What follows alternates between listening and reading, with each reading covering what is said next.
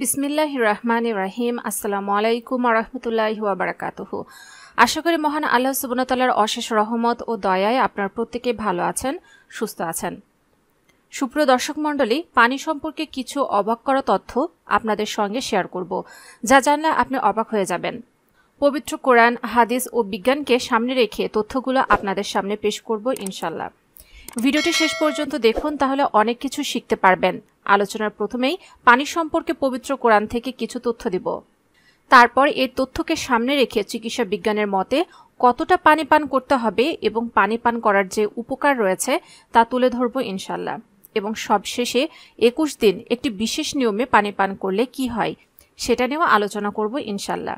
তো চলুন আলোচনা শুরু করি। পবিত্র কোরআন শরীফে মহান আল্লাহ তাআলা বলেছেন, আর তিনি মানুষকে পানি থেকে সৃষ্টি করেছেন, অতঃপর তাকে রক্তগত বংশ ও বৈবাহিক সম্পর্কশীল করেছেন।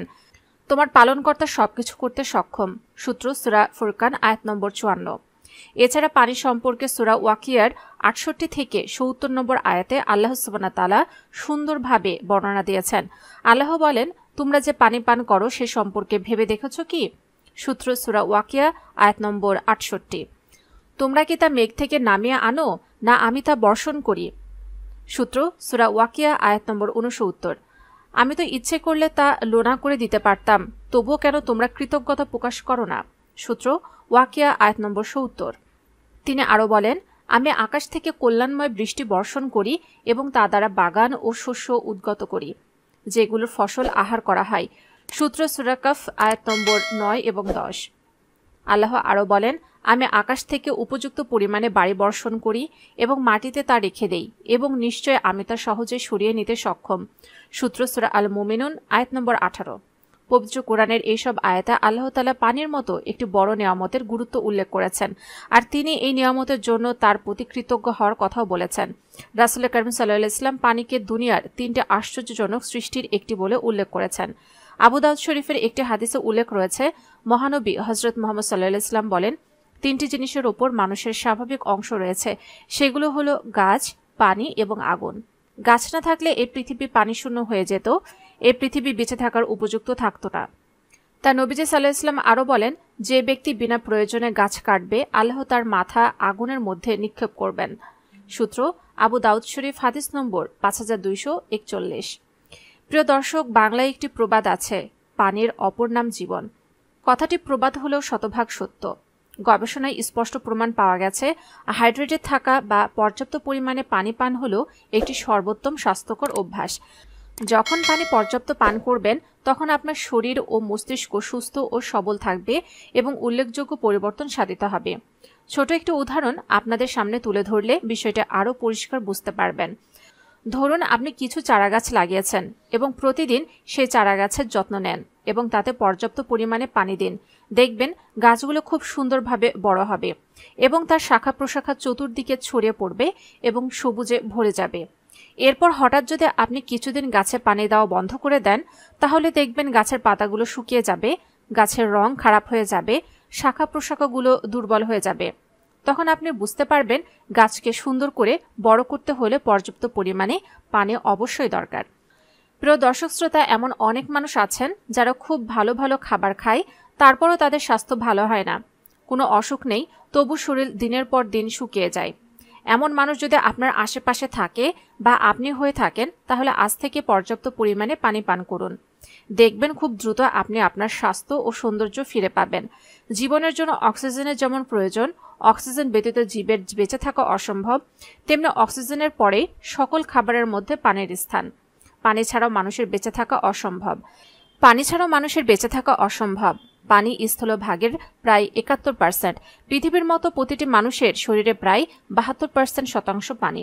এমনকি আমাদের হাড়ের 1/4 পানি, মস্তিষ্কের 85% পানি, আমাদের রক্তের 83% পানি, পেশি বা মাংসের 75% পানি, চোখে এবং ফুসফুসে 80% পানি রয়েছে। অর্থাৎ আমাদের শরীরের 2/3 হচ্ছে পানি। শরীরের অভ্যন্তরীণ অঙ্গ প্রত্যঙ্গগুলোর সঠিক কর্ম সম্পাদনের জন্য পানির প্রয়োজন। তাই সুস্থ ও সবলভাবে বেঁচে থাকার জন্য পানি পানের কোনো বিকল্প নেই। পানি পান করার সবথেকে উত্তম নিয়ম জানার পূর্বে আমরা পর্যাপ্ত পরিমাণে পানি পান করলে কি কি উপকার পাবো, চলুন সেগুলো জেনে নিই। নাম্বার 1 হচ্ছে সৌন্দর্য বাড়বে। পর্যাপ্ত পরিমাণে পানি পান করলে শরীরের কোষগুলো সতেজ হয়ে যায়, যার কারণে শরীরের সৌন্দর্য বৃদ্ধি পায়, পাশাপাশি চেহারার উজ্জ্বলতা বাড়ে। নাম্বার 2 হচ্ছে স্মৃতিশক্তি বৃদ্ধি পায়। মস্তিষ্কে পানির পরিমাণ প্রায় 85%। কম পানি পান করার ফলে মস্তিষ্কে পানির পরিমাণ কমে যায়, যার কারণে স্মৃতিশক্তি হ্রাস পায়। তাই পর্যাপ্ত পরিমাণে নিয়মিত পরিমিত পরিমাণে পানি পান করলে মস্তিষ্কে পানির পরিমাণ ঠিক থাকে, ফলে স্মৃতিশক্তি মজবুত থাকে এবং বৃদ্ধি পেতে থাকে। নাম্বার 3, কিডনি ভালো থাকে। নিয়মিত পর্যাপ্ত পরিমাণে পানি পান করলে শরীর থেকে বেরিয়ে আসা ক্ষতিকর উপাদানগুলো কিডনিতে জমতে থাকতে পারে না, যার ফলে কিডনি ভালো থাকে। নাম্বার 4 হলো পিঠ ও গিঁটের ব্যথা দূর হয়। প্রতিদিন নিয়মিত 8 থেকে 10 গ্লাস পানি পান করলে পিঠ ও গিঁটের ব্যথা কমে যায়। কিছু মানুষের মাঝে এই পরীক্ষা চালিয়ে দেখা গেছে 80% রোগী যাদের পিঠ ও পেটে ব্যথা ছিল তারা ব্যথামুক্ত হয়েছেন। নাম্বার 5, ক্যান্সারের ঝুঁকি কমায়। পর্যাপ্ত পরিমাণে পানি পান করলে মলাশয়ের ক্যান্সারের ঝুঁকি 45%, স্তন্য ক্যান্সারের ঝুঁকি 79% এবং ব্লাড ক্যান্সারের ঝুঁকি 50% কমে যায়, যা গবেষণায় উঠে এসেছে। নাম্বার 6, চিন্তামুক্ত থাকা যায়। আমাদের ব্রেনের 85% হচ্ছে পানি। একটু পরপর পানি পান করলে তাই মানসিক চাপ থেকে মুক্ত থাকা যায় এবং শারীরিক শক্তি বাড়ে। শরীরে বয়সের ছাপ পড়তে দেয় না, চোখের ডার্ক সার্কেল বা মুখের বলিরেখা দূর করে, চুলের উজ্জ্বলতা বাড়িয়ে দেয় এবং রাতে ঘুম ভালো হয়। শরীরে এনার্জি বৃদ্ধি পায়, গ্যাস্ট্রিকের সমস্যার সমাধান হয়, স্বাস্থ্য ভালো থাকে ইত্যাদি বহু উপকার রয়েছে পর্যাপ্ত পরিমাণে পানি পান করার মধ্যে। এবার পানি পান করার কিছু নিয়ম জেনে নেই, যা সম্পূর্ণরূপে মেনে চললে সুস্থ থাকা আমাদের জন্য খুবই সহজ হতে পারে। নাম্বার 1, সুন্নত মেনে পানি পান করুন। যেমন বসে বিসমিল্লাহ বলে 3 ঢোকে বা 3 নিঃশ্বাসে পানি পান করুন। একেবারে একসাথে ঢকঢক করে পানি পান করবেন না। পান করার সময় যেন পানিতে কোনো নিঃশ্বাস না পড়ে সেদিকে অবশ্যই খেয়াল রাখবেন। আধুনিক চিকিৎসা বিজ্ঞানের গবেষণায় বলা হয়ে থাকে পানিতে নিঃশ্বাস পড়লে পানিগুলো বিষাক্ত হয়ে যায়। আবার হাদিসে রয়েছে এমনই ইঙ্গিত, যেমন হযরত ইবনে আব্বাস রাদিয়াল্লাহু আনহু থেকে বর্ণিত, রাসূল আকরাম সাল্লাল্লাহু আলাইহি ওয়াসাল্লাম পানপাত্রে নিঃশ্বাস ফেলতে বা তাতে ফুঁক দিতে নিষেধ করেছেন। সূত্র ইবনে মাজাহ শরীফ, হাদিস নম্বর 3428। প্রিয়নবী হযরত মুহাম্মদ সাল্লাল্লাহু আলাইহি ওয়াসাল্লাম আমাদের অনেক সূক্ষ্ম সূক্ষ্ম বিষয়েও দিক নির্দেশনা দিয়েছেন, যার মধ্যে অন্যতম হলো পানি পানের সময় পাত্রে নিঃশ্বাস না ফেলা। অনেকের কাছে বিষয়টি হালকা মনে হলেও বাস্তবে এটি অত্যন্ত গুরুত্বপূর্ণ বিষয়। বেশিরভাগ সাধারণ মানুষই মনে করে এটা নিছক পানি পানের আদব। যেহেতু পানি পান করার সময় পাত্রে নিঃশ্বাস ত্যাগ করলে পাত্র ঘোলা হয়ে যায়, কিন্তু বাস্তবতা শুধু এটিই নয়, পানি পানের সময় পাত্রে নিঃশ্বাস ফেলার কারণে সেই পানি বিষাক্ত হয়ে যায়। বৈজ্ঞানিক গবেষণায় দেখা গেছে মানুষ শ্বাস প্রশ্বাসের জন্য নাক মুখ দিয়ে অক্সিজেন গ্রহণ করে এবং কার্বন ডাই অক্সাইড ত্যাগ করে। নিঃশ্বাসের সাথে দেহে দূষিত বাষ্প ও রোগ জীবাণুবাহী অপেক্ষাকৃত ভারী বায়বীয় পদার্থ কার্বন ডাই অক্সাইড, যা খাবার কিংবা পানির সঙ্গে মিশে গিয়ে আবার মানুষের দেহের ভেতরে প্রবেশ করে। ফলে শরীরে বিভিন্ন রোগ জীবাণুর আস্তানা গড়ার সুযোগ সৃষ্টি হয়। বিশুদ্ধ পানির জন্য মানুষ কত কিছুই না করেছে। উন্নত বিশ্বে এই খাতে খরচ করা হচ্ছে কোটি কোটি ডলার। WHO এর তথ্য মতে জার্মানিতে 4 জনের একটি পরিবার বিশুদ্ধ পানির জন্য 1,500 ইউরো ব্যয় করে, যা বাংলাদেশি টাকায় হিসাব করলে 1,49,300 টাকার মতো হয় এবং ভারতীয় রুপিতে হিসাব করলে প্রায় 1,29,900 টাকার মতো হয়। এত কিছু করার পরও যদি কেউ পানি পান করার সময় রাসূল আকরাম সাল্লাল্লাহু আলাইহি ওয়াসাল্লামের এই হাদিসটির উপর আমল না করে, তাহলে তা পুরো পরিশ্রমটাই বৃথা হয়ে গেল। এখন অনেকের মনে প্রশ্ন আসতে পারে, অনেকের এভাবে পানি পান করতে গেলে নিঃশ্বাস বন্ধ হয়ে আসতে পারে কিংবা পানি পানে অতৃপ্তি লাগতে পারে, তাহলে তারা কি করবে? তার সমাধানও দিয়েছেন আমাদের বিশ্বনবী হযরত মুহাম্মদ সাল্লাল্লাহু আলাইহি ওয়াসাল্লাম।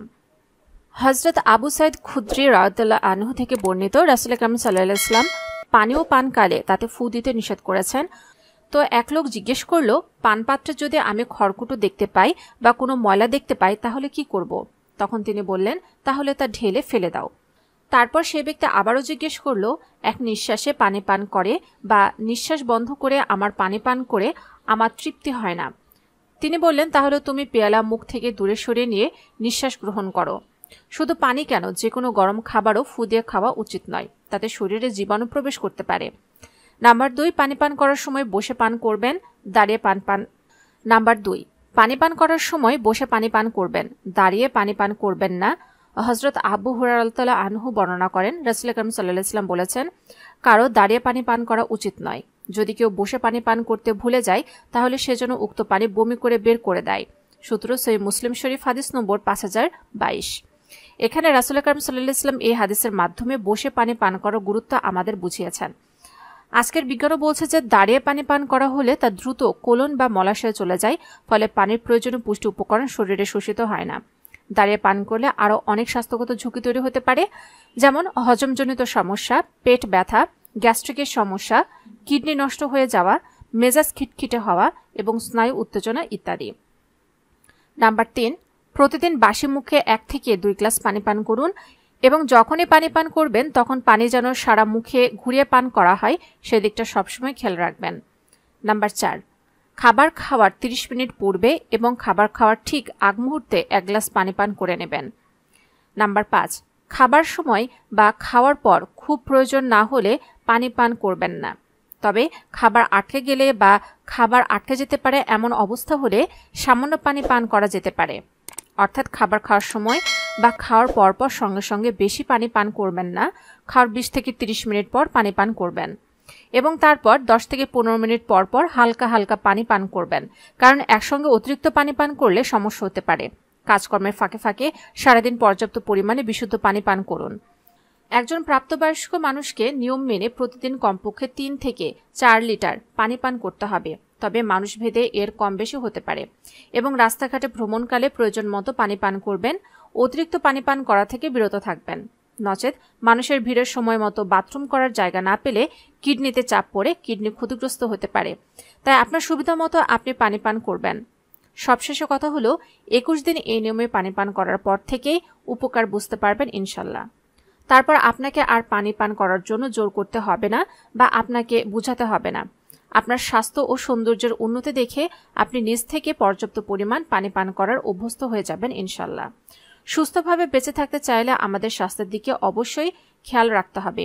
প্রিয় দর্শক, এই ছিল গুরুত্বপূর্ণ কিছু তথ্য যা আপনার স্বাস্থ্য ও সৌন্দর্য ধরে রাখতে সাহায্য করবে। যারা ভিডিওটি শেষ পর্যন্ত দেখেছেন তারা অবশ্যই কমেন্টসে আমি লিখে যাবেন, আর যারা এখন আমাদের চ্যানেলটিকে সাবস্ক্রাইব করেননি অবশ্যই আমাদের চ্যানেলটিকে সাবস্ক্রাইব করে রাখুন এবং পাশে থাকা বেল আইকনে ক্লিক করে রাখুন। এতে করে স্বাস্থ্য সংক্রান্ত নতুন নতুন ভিডিও আপনি পেয়ে যাবেন সবার আগে।